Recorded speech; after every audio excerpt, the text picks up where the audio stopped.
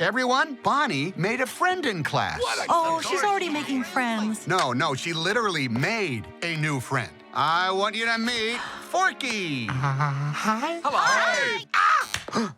He's a spork. Yes, yeah, I know. Forky is the... Toy Story 4 was directed by Josh Cooley and revisits the world of talking toys created by Pixar all the way back in 1995. Now, we're all familiar with the Toy Story movies, and I have to start by saying I didn't want this movie. In my opinion, the Toy Story trilogy is absolute perfection, and the ending of Toy Story 3 is arguably one of the most bittersweet moments in cinema history.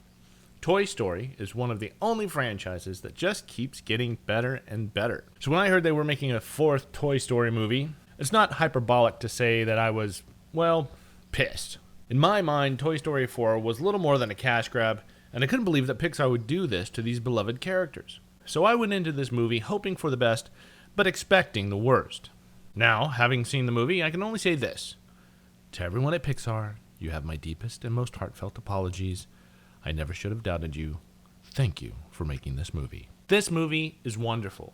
I thought for sure that there were no more stories to be told in the Toy Story universe, and I was wrong.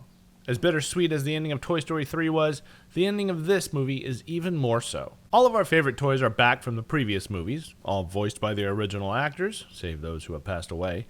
But for the most part, all but Woody and Buzz, voiced by Tom Hanks and Tim Allen respectively, spend the bulk of the movie on the sidelines. Making her return to the Toy Story world, we have Bo Peep, voiced by Annie Potts, who was not in Toy Story 3, and we even get backstory that explains why. Bo Peep, who in the previous movies was an implied, if not explicit, love interest for Woody, and very much a supporting character with little more to do than stand around worrying about Woody, gets some serious spotlight, and her unique take from the perspective of not a toy lost, but a toy that chose to exist without a kid, really opens up the Toy Story world to new avenues of possibility.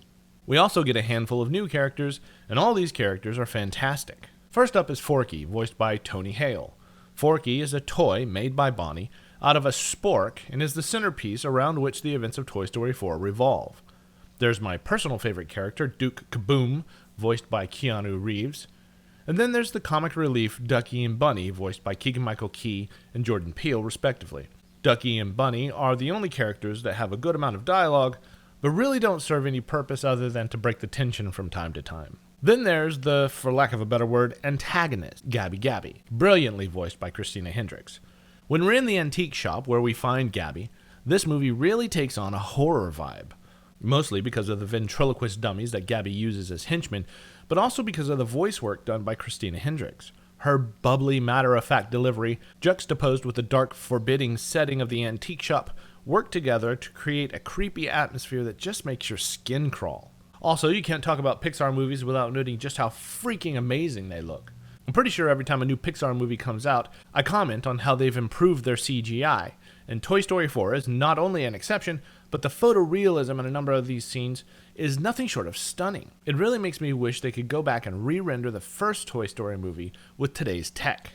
I have to say, I didn't see how this movie ends coming, even though they did a great job setting it up. Just like Toy Story 3, it's an ending that makes sense and when you think about it was inevitable. It's not exactly a happy ending, but it's the right ending. I completely expected to at best consider Toy Story 4 an unworthy addition to the perfect set of movies, or at worst, hate it and subsequently Pixar for making it. Thankfully, that is not the case.